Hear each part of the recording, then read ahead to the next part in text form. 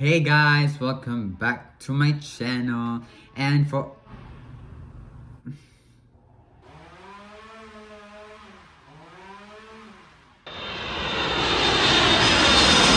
did y'all miss me? If you're wondering where have I been, last week was been a busy week for me. Busy. I've been busy last week because of school, and me and my cousins had to go to the lake because it was my cousin's birthday, so we had some fun time there. Nobody asked. And if you're new here, I'm Swag Life and I make sewing videos. For today's video, we will be making a summer set that would be made up of a button-down shirt and shorts. So I'm laying in the ground. Oh, no, on the floor. Yeah, I'm laying on the floor. We'll be using this type of fabric. I'm guessing it's woven. It's not stretchable, so definitely not knit. For the shirt, you can make your own pattern. And if you don't know how to make a pattern, you can use your shirt or your dad's or your mom's shirt. I don't know. Whatever suits you. For this project, I'll be using mine. This is the one I wore at my cousin's birthday. I'll be imitating the pattern from this by basically laying it down and using a marker to trace down the shape. And for the shorts, you can also use your own pattern if you know. And for this case, for me, I'm going to be using this. This denim.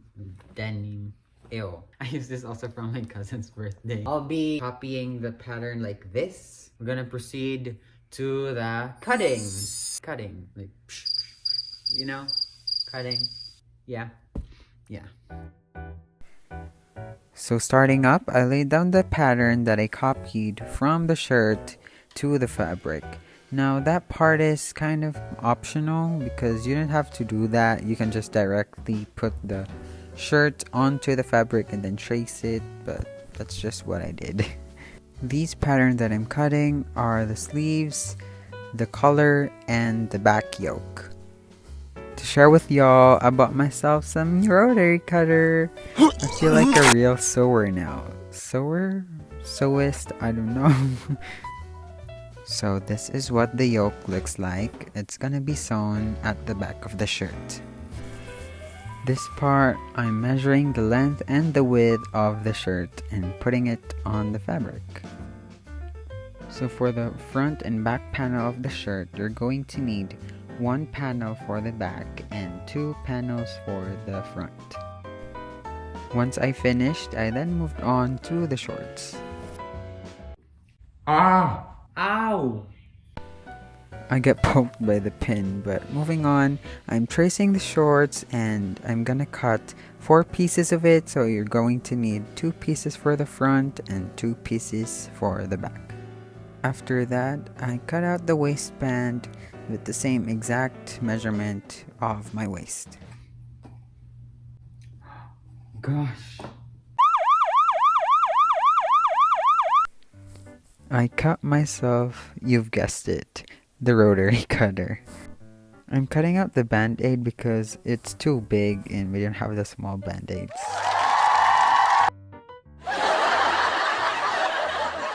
My mom's gonna kill me if she sees this.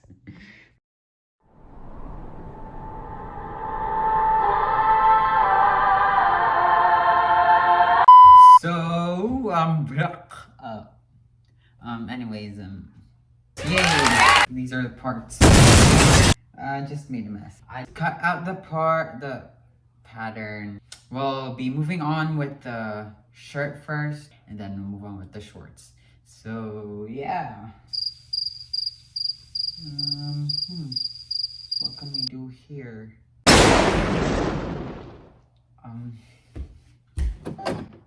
Hear that? What is going on? Oh.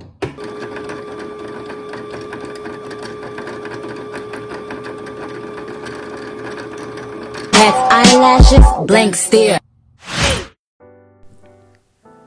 Starting up, we're going to need 2 pieces for the back yoke and sandwich it to the back panel.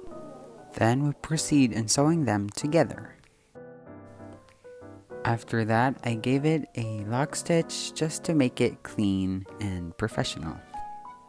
Lastly, I top stitched the seam to make the fabric flat. So, this is the back part. There's no seam that's visible on both front and back. We'll be sewing the front panel and this part. In this part, I'm sewing the shoulder part of the front and back panel of the shirt. Just like the first one, I lock stitched and top stitched the shoulder seams. I finished it. I've attached the front and back panel. Oh, it looks like a dash. At the back. Yep. She ate that. Yep. She ate that up. Next is we're gonna be attaching the sleeves. Yeah. In attaching the sleeves, we're gonna have to fold the sleeves in half and then find the middle part and then attach it to the shoulder seam of the shirt. You're gonna want to start pinning at the end of the shoulder sleeves and make your way up to the middle. You can start sewing and remove the pins as you go. By this part, you probably know the pattern now, so you're going to need to top stitch and lock stitch the seams.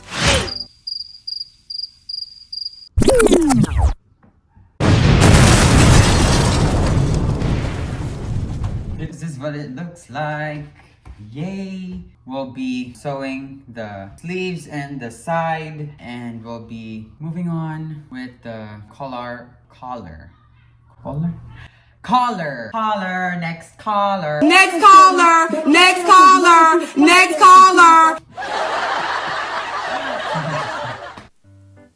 In this video, you're probably gonna see a lot more of Stan Twitter references, so be prepared for that.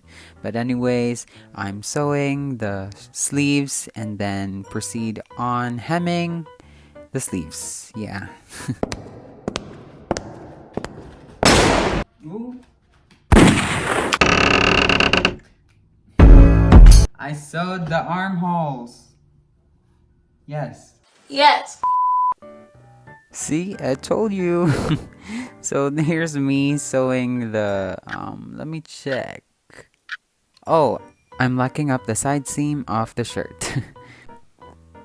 After that, I sewed the two pieces for the collar. And of course, I top stitched the seams.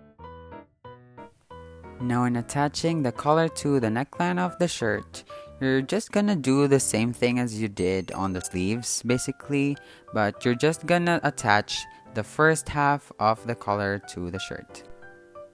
This is me sewing it, and you can take your time on sewing and make sure that the collar and the neckline is aligned.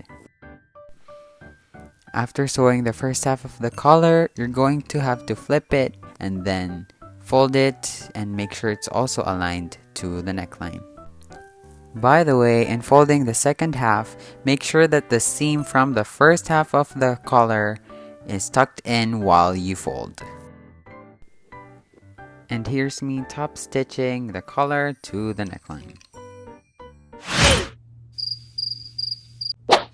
We're back. This is what the shirt looks like. And this time, we're gonna put the button lining and attach the buttons. And lastly, hem the bottom part. Let's get it! This was the next day of the sewing project. And basically, my outfit was just in a different font.